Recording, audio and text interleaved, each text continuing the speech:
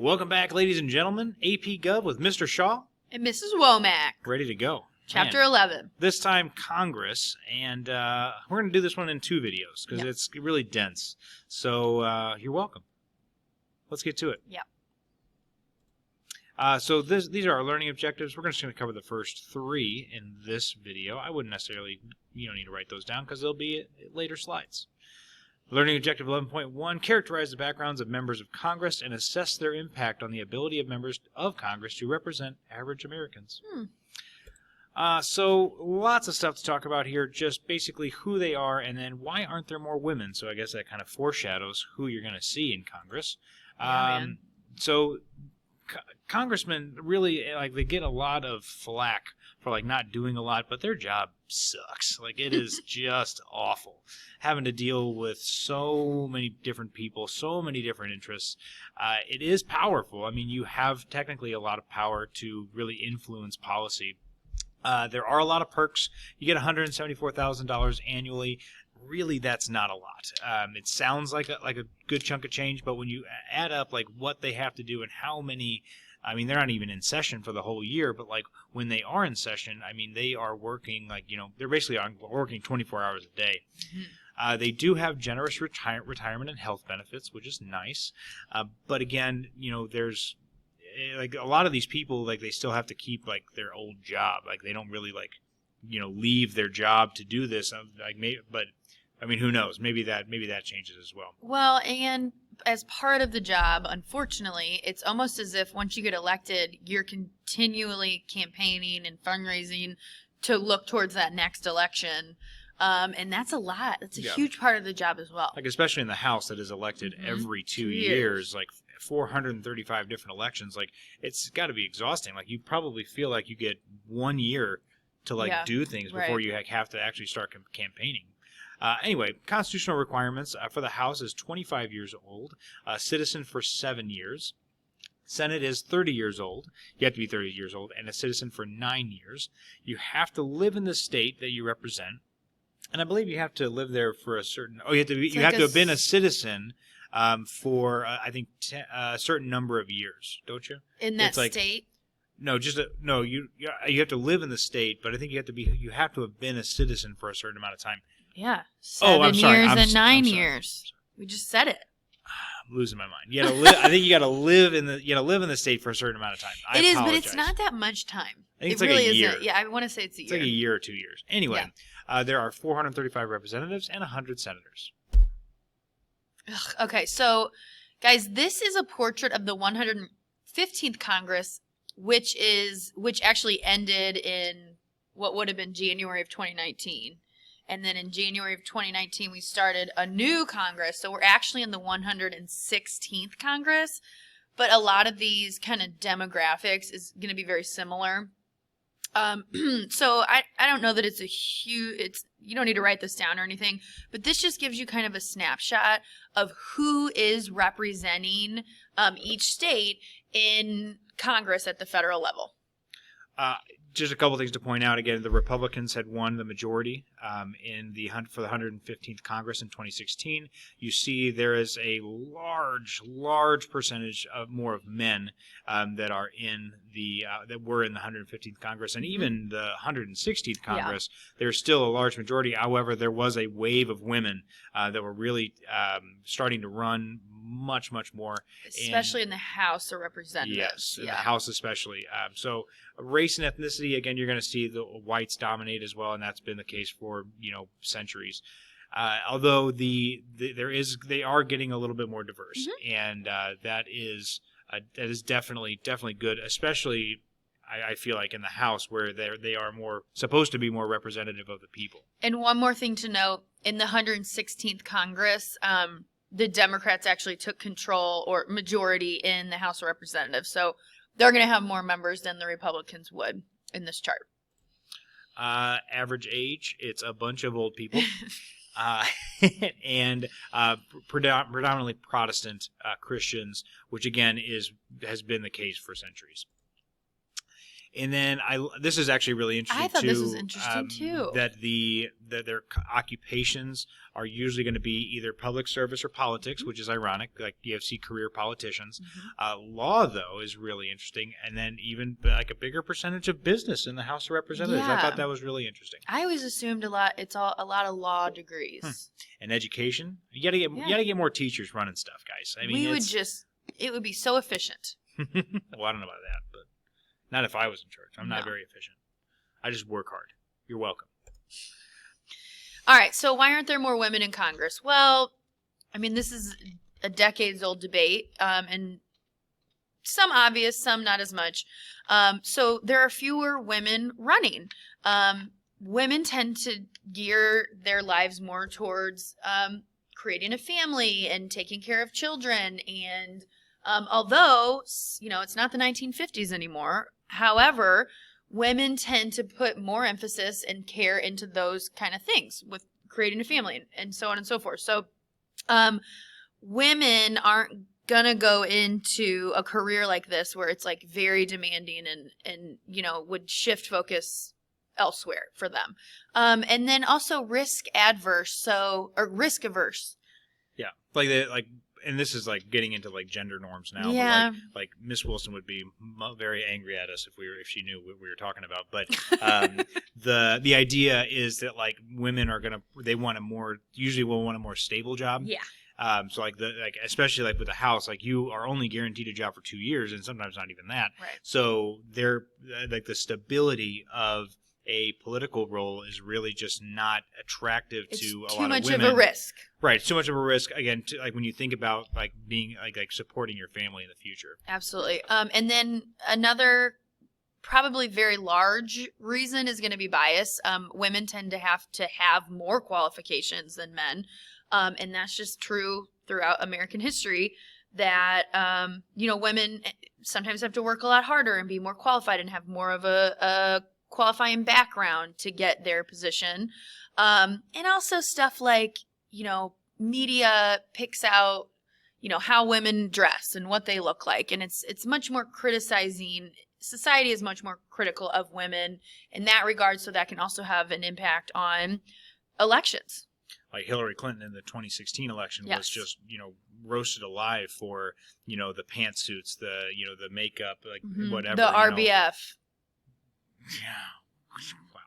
Wow. So again, and that's just something that women have to deal with, like, unfortunately in our society. And until, those sorts of things shift in the media and also just as individuals, like we need to really emphasize that less and then more on qualifications. I mean, Hillary Clinton had been in politics for what, 50 years almost? Oh, yeah.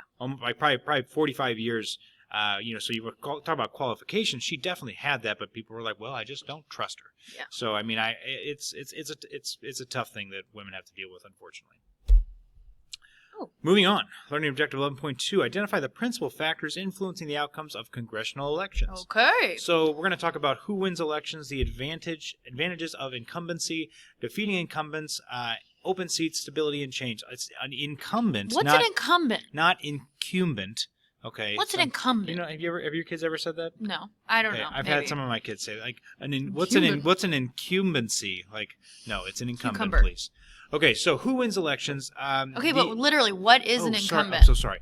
An incumbent is somebody who already holds the office. They are the ones who have been elected, and now they are going for re-election. So incumbents almost always win. And especially in the House and even in the presidency, it is very difficult to defeat a sitting person who already holds a seat for many reasons. Many different reasons, but like mostly like you want to them, what they do, and it's like, is this new person going to be better? Are they going to be worse? Like, do I want to take the risk to elect this new person when I can just go with this person that has already like shown me what they do? Right. Senators don't have it quite as easy, although it is still pretty easy. Yeah. So and also the senators, like, they serve for 6-year terms, so they have a lot more like examples of policy decisions and things like that. Incumbents usually perceive themselves as vulnerable, which is always funny to me considering the statistics that they almost never lose. 90%. They're like, we're vulnerable. So they always out fundraise. They are always campaigning and things like that, even though they have a really large advantage in any election. So this is just kind of a snapshot of what we were just talking about. The incumbency factor in congressional elections. So looking at, I assume the red line Republicans, yep. would be Republicans, and then the blue line would be Democrats. And so you can kind of see here the percentage of incumbent candidates that were elected. And so it's super high. I know we have some dips there. Even in the the dip, 70s though, and in 80s. the 80s is still 55%. Right. So over a majority still won. Absolutely. So as you can see in this graphic, incumbents overwhelmingly win re-election. Okay, so some advantages for incumbents or of incumbency is first advertising. You already, not only do you have something called a franking privilege where if you're already sitting, let's say senator, and you want to send out advertising mail, like flyers or whatever to your constituents, you do not have to pay for the postage for that, which doesn't sound like a big deal, but if you are in California, you're a senator of California, what is the population of California? And do you want to send a flyer to every single household? 55 million? Yeah, that's a lot of stamps. Okay, so that's a small advantage that an incumbent would have over someone else challenging them. Another one is you already have almost an open forum, right? You already have a lot of national attention on you because you're already in the seat. So like looking at even the president, he already has a platform that he can, talk about his legislative agenda and try to get people on board with it. And that's not something that a challenger is going to automatically have. Another advantage is going to be something called credit claiming. And so if we're, at an election for a member of the House, well, that member of the House can go, listen, I supported this piece of legislation that helped my constituents in this way, whatever it might be. I helped get pork barrel projects passed, and it pumped money into my district. And so they can kind of get credit for things that they've done in their past. And, we have a record of that shows how they voted on different policies. Whereas somebody just coming in, they're just going to say, I am going to do this. Right, I and will you just do have this. to take me at my word that I'm going to do these things. It's risky. It is risky. Another thing, and especially I would say more in the House than anywhere else, sometimes we tend to see weak opponents. So if someone has their position in the House of Representatives for many, many, many, many years, it's going to be sometimes unlikely that a strong opponent even challenges that person because it's not really worth it. So a lot of the times in the House, they're going to have people challenge them, but not super strong people that are coming against them to take their seat. Think of the guy whoever tries to run against Bernie Sanders in Vermont. Right, who's been there since the 70s. Yeah, you're not winning that election, buddy. No. And then another one would be campaign spending. So again, fundraising and spending is a huge part of the job, which is probably not great, but that's just the world that we live in now. So incumbents have an advantage of fundraising, but also of spending for their campaign. Challengers are going to have a lot harder time trying to fundraise and then spend that money, and to their advantage. Interest groups usually support incumbents too. So like for example, the Republicans usually get the NRA support, and the NRA is going to want to support somebody they know rather than somebody that they don't have a record of, they're voting on gun legislation. Absolutely. And then on the other side of that, if you're taking a Democratic candidate, like the teachers union, right? The NEA is going to usually support Democratic candidates. So same thing on both sides. And then party identification. So sometimes you literally just get elected because of the party that you align with. So, people go to the polls and they vote all Republican or all Democrat. And if you're someone who falls into either of those categories, you might just get the vote just simply because of the party that you're aligned with. Well, and also too, the party wants to support people that it knows. Absolutely. The Republicans and Democrats, they want to keep the people that have strong records of voting, according to the party line. And just like new people are always going to be a risk, especially when you have something well established like a political party. They're going to want to keep that power. Yes, absolutely. So defeating incumbents, it is possible. Why does anyone challenge these incumbents? Again, the challengers can be naive. They can be. I feel like Ocasio-Cortez is a really good example. Like she was very idealistic, and she was able to defeat the incumbent. So and that's it can happen, but you really have to have like a dynamic figure. I feel like, and and I feel like Democrats usually have more people like that because again, if you think about the differences in the parties, like Republicans usually don't want change and Democrats do want change. So it's harder for a Republican, I feel like, to be a dynamic figure because they're like, I want to keep things the same. Right. Like it's why like change? Like, wow, why have somebody new come in? How exciting. Yeah. So I think that it's easier sometimes, when you think of it from the Democratic side. But again, like Democrats are running against Democrats. Like Republicans are going to be like, hey, we agree on everything. Who knows? Challengers can receive unexpected help. There could be like a scandal for the incumbents, which we're seeing that a lot more now. Actually, with social media and technology exposing things. It's so easy. Anyway, it's just there's a lot of things that can go wrong, and if there's a scandal, it can help a challenger. Also, redistricting. We'll talk about it. We'll talk about it this week. We'll talk more about gerrymandering and things like that. And when, like in the 10 years, like 2010, 2020, 2030, they redistrict after the census. And sometimes when they redistrict, people, they could lose seats, they could gain a seat, or just the entire when they redraw the boundaries, they might not have as many Republicans or Democrats in those boundaries. Absolutely. And also wave elections, like I mentioned, the women's wave, the blue wave, that was not really a wave. It was more like what do you call it? What's less than a wave? A strong like tide. A current. It was like a current. The blue current in 2018 that helped the Democrats to win back the House was an example of that. Going back to, we mentioned the 94 election in the Chapter 2 video. There was a red wave. There was a red wave. But it's funny because they say that the 92 election, it was heavy, a lot of women. Really? Yes. Well, I think a lot of women liked they identified with Bill Clinton. Absolutely, and I was going to say that's because Bill Clinton they probably rode on the coattails of that. Probably. Moving on. Okay, so one last thing, open seats. So sometimes, for whatever circumstance, they might have a vacant seat. So, why? Give me a reason for a vacant seat. Somebody dies. Or retires. Or retires. Or they just decide not to run. So there's no incumbent running. And so, they're going to be essentially two challengers. Yeah. Mm-hmm. Yeah. So, in that case, there's no incumbent. Right. And then it's just, it's anybody's game at that point. Yeah. Most turnover occurs here. Wow. Thank you. Thank you, PowerPoint. So that brings us to stability and change. So, we want stability in our government, but change comes slowly, so we have to kind of find a middle ground between the two of those. And, the argument always gets posed of, should we have term limits for our members in Congress?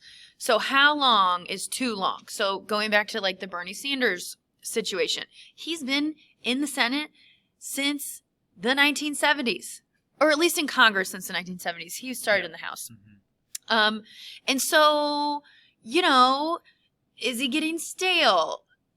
Should we have turnover? Should we have change? It kind of depends on your thought process behind it. The idea behind that, though, is, we have stability. He knows what he's doing. He knows the governing process. He knows the lawmaking process. He knows how to, negotiate with other members of Congress to get things passed. Well, I don't know if Bernie Sanders knows. Yeah, I know. As soon as I said that, I thought, But anyway, the idea behind, stability is that people know what they're doing in Congress. However, at one point, have they been there too long? And so that is kind of a debate that is always up in the air on should we have term limits for Congress members to keep things fresh and moving forward, or should we keep, if the idea is if you like the job the person is doing, then they continue to get reelected. The people can say, no, we don't like the job so-and-so is doing anymore. We're going to elect somebody else. Yeah, and in that case, it's like you don't need the government's involvement. Right. Like the people can speak for themselves. Right. All right. Oh. Last one for today, 11.3, assess the roles of leaders, political parties, and committees I in think this Congress. is a long one. This is a long one, but Yeah. it's okay. I think we can get Yeah. it done in 10 minutes. Let's do it. We'll try. All right, so what we're going to talk about in this section is American bicameralism, congressional leadership, the committees and subcommittees, caucuses, and then congressional staff. So we've already talked about American bicameralism in Chapter 2. What you need, that bills must pass both houses, and that is kind of a separate check and balance that we don't ever really talk about, but that is there. I mean, that is another check, and they always originally they talked about the Senate as like a cooling body, and it would cool like the hot blood in the House, and so like the how they always kind of thought the House would be more of a liberal. And I don't mean that in like the democratic sense. I just mean like it'd be a liberal body because it was closer to the people. The people would want change. The people would be more upset about things. But then the Senate can kind of cool things down and keep the House in check. But also, I mean, the House keeps the Senate in check. So.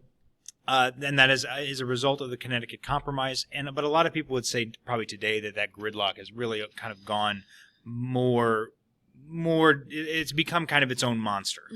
The House is more institutionalized. It has the Rules Committee because it's huge. So it has people. 435 So many people.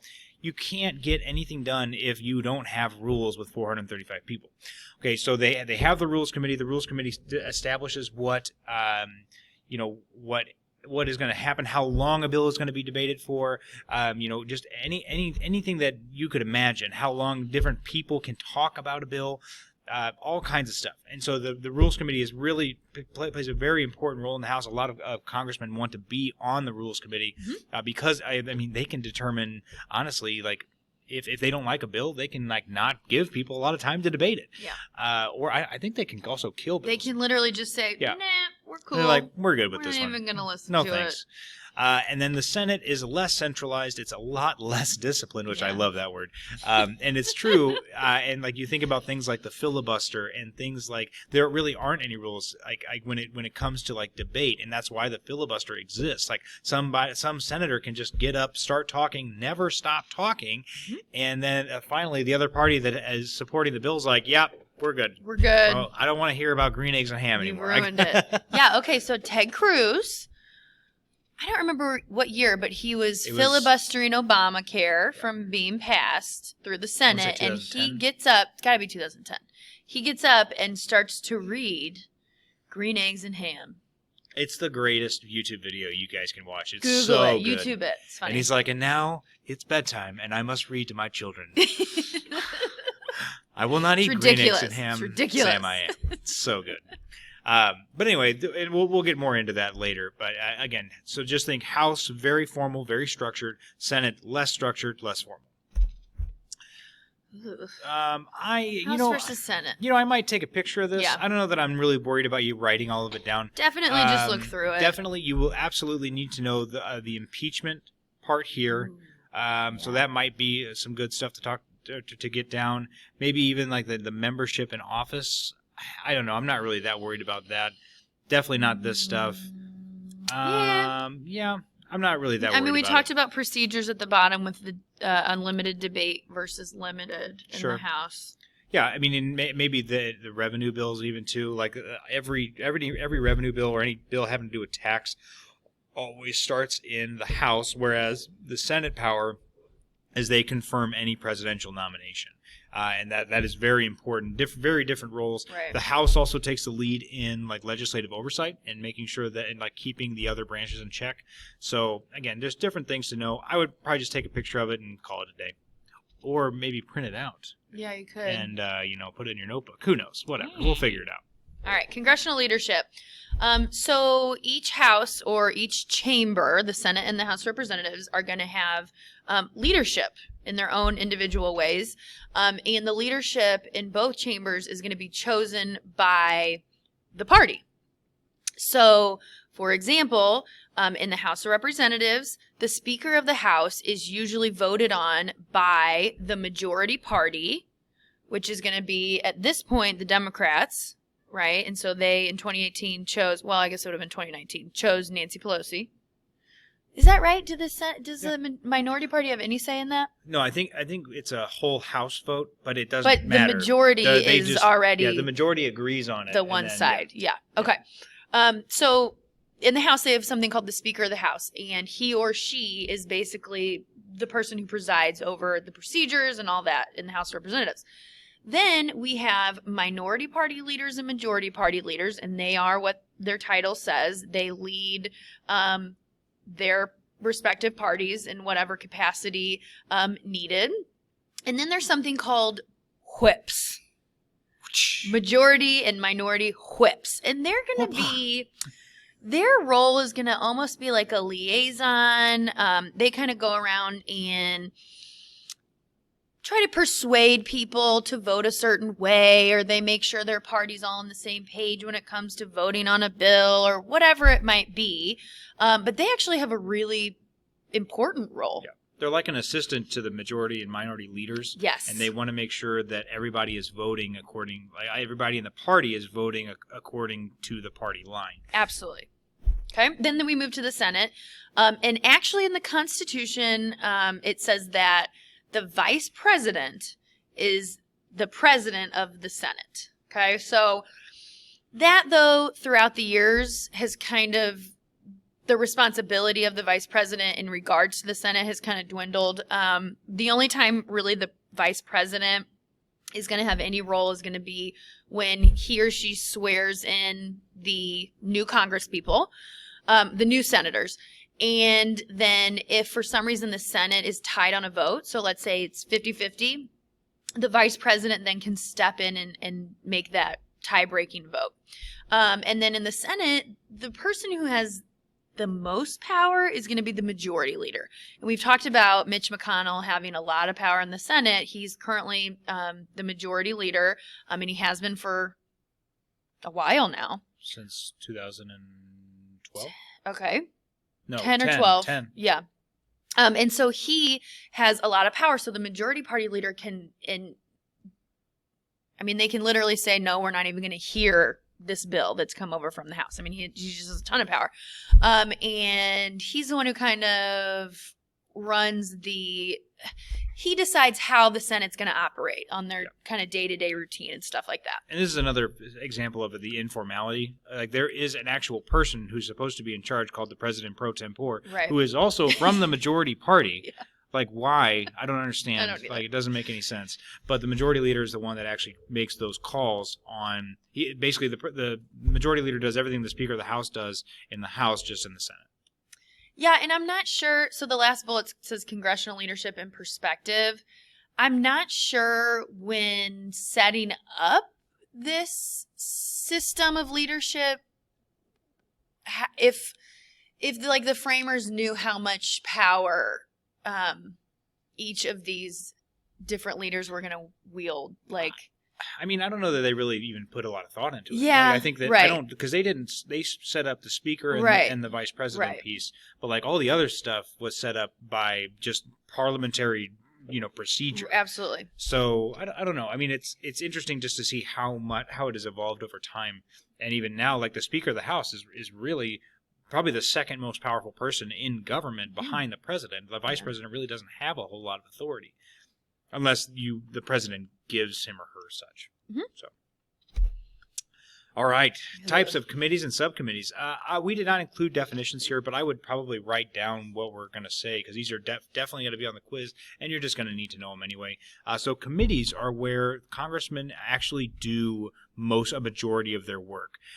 So there's 4 types of committees. The first one is a standing committee, and that is the one that is the most prevalent. These are permanent committees, and they debate bills. They will, basically do anything. Like, this is actually like government work. What the government does is done in standing committees. Absolutely. So anything that the government needs to do, if they need to, listen to a hearing on a presidential nomination. Right. So an example of a standing committee would be like the Senate Judiciary Committee. And so when a president appoints a judge to the Supreme Court, it's going to be the Judiciary Committee that like vets that person and looks into their background and makes sure that they're qualified for the position before they have a vote to actually confirm that justice. Correct. Next up is joint committees, and that there's. Oh, I'm sorry. So standing committees that's only in one house. They have them like they'll have this, like if you're on a standing committee, you're only in your own house. You're like meaning House or Senate. Right. Joint committees have members from both houses, and joint committees are really not that interesting, to be honest with you. It's like things like the Library of Congress. Yeah. There's a joint committee on the library to make sure that the library has everything it needs. There's like a maintenance committee, I think, that like makes sure that there's enough toilet paper in the Senate and House bathroom, pretty much. Conference committees are really important because they are the ones that meet when there are differences between two bills that were passed between the House and the Senate. So this is made up of people from both the House and the Senate correct. again. I'm sorry. So a joint committee is also permanent. Conference committee is temporary, just to work out the differences between, again, the same bill goes through the House and the Senate. If there's any differences between that bill, which there usually are, a conference committee will meet with members from both houses to iron out the differences and then send that bill back to the House and the Senate for final approval, and then it goes to the president. Select committees are temporary, and they usually have just one. Just like they're from one house. Specific. Yeah, so it's for very specific things. So like think of like impeachment. And if there's an investigation into a person or a president, like there was one for Nixon, one for Clinton, one for Trump. There are. I'm trying to think. For like hurricanes and stuff like Hurricane Katrina. Any disasters. There's going to be a select committee that is organized, and then after they've solved the problem or whatever, they will just dissolve. Weird. Getting on a committee, you want to you're going to have certain strengths. So like for example, if you're from a high agricultural state, you're going to want to get on the agriculture committee. But the Speaker of the House and then the Majority Leader will help kind of determine where you want to go. You won't always get what you want, but if you've been there for a long time, you probably will get what you want. Also, if you've been on the same committee for years, you're probably just going to stay on that committee if you're doing a good job. You're going to appeal to the leadership, though, and you're going to say, here are my strengths. This is what I think I would be really good at. And then, they will either go with what you said or, give you another assignment. The committee chairs and the seniority system, it is basically what you need to know is for years and years and years, for a while, they always did seniority rules. Like if you were, if you were on a committee, if you were the longest serving member of that committee, you became the committee chair, which basically just organizes the committee and like sends bills, wherever they need to go. And they stopped using the seniority system, but they really didn't. Like they stopped using it officially, but honestly, it still continued to this day. Yeah, that's pretty much it. Okay, so that takes us to something called caucuses. And it's basically informal organizations or meetings of Congress. So, for example, there is going to be a Black caucus in the House and the Senate. There's going to be a Hispanic caucus. So it's going to be members of either the House or the Senate who are African American who come together to discuss issues, right? Societal issues or, equality issues, whatever it might be.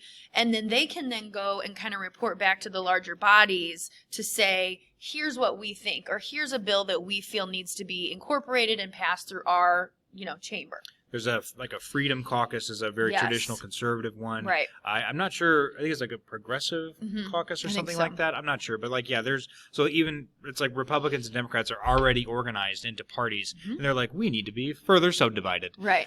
So really, Congress is dominated by caucuses. It says there that there are nearly 500 caucuses today. So think about all the different combinations. There's probably a women's caucus. Yep. So a bunch of different categories of caucuses, and that's just Congress members getting together to really discuss and try to iron out these issues and what kind of bills they can introduce into their chambers. Made representation more direct in Congress, absolutely. The goal is to promote a variety of interests, and then we give you some examples there. What would be a Sun Belt caucus? Members from the Sun Belt. Oh, which would be like... I believe that's like Oklahoma. I think region, so. I something think like that's that. right. Yeah. I think Sunbelt is like... We're good at geography. Southern and Eastern. Yeah. This is honestly probably where a lot of the actual work of Congress gets done is in these caucuses. The actual discussions, like, there's not only enough time to debate some of these bills, so in the caucuses they'll probably iron out a lot of differences, get support for their bills, things like that. All right, the last one here is, guys, we're not really worried too much about the staff, the congressional staff. They just know that they have staff. They work on casework. Yeah, the staff does a lot of the legwork. Yeah, they're going to do a ton of research. They're going to do a ton of, the legwork, as Ms. Womack said, for the Congress members. Like, if you think about what a Congress member has to do, like, it's insane. Like, what you're being asked to know, what you're being asked to, research. So you need a lot of people working under you to try to, make that job a lot easier. Committee staff, there's about 2,000 staff members that they are going to be. A lot of them will deal with legislative oversight, dealing with the subpoenas, dealing with the, the research that needs to go into it. A lot of them are probably lawyers, honestly. Oh yeah. And then the staff agencies that do a lot of the research as well. The Congressional Research Service, that is just one branch of Congress that does all of the research that congressmen need. So, like, if I'm going to draft a bill on improving standardized test scores in public education, I'm going to need a lot of resources and a lot of research done. So I have all this information before I, compile it into a bill. So the Congressional Research Service is going to kind of work with the Library of Congress to, like, get me those resources that I need to get more information. And the Government Accountability Office is going to be the main tool behind legislative oversight. If an investigation needs to be done, the Government Accountability Office is going to kind of spearhead that and help congressmen to, especially in the House, to like really figure out what needs to be done. What are the charges, things like that. And then the Congressional Budget Office is just going to write the budget. That's it. Absolutely. And so. And the president has his own form of that as well, which is weird. Yeah. So there's just a lot of, but even the congressmen still have the final call on the budget. Mm-hmm. We'll talk more about that in the next chapter, though. I think that's it. Hey, we did it, guys. Appreciate you. We'll see you in the next one. Okay.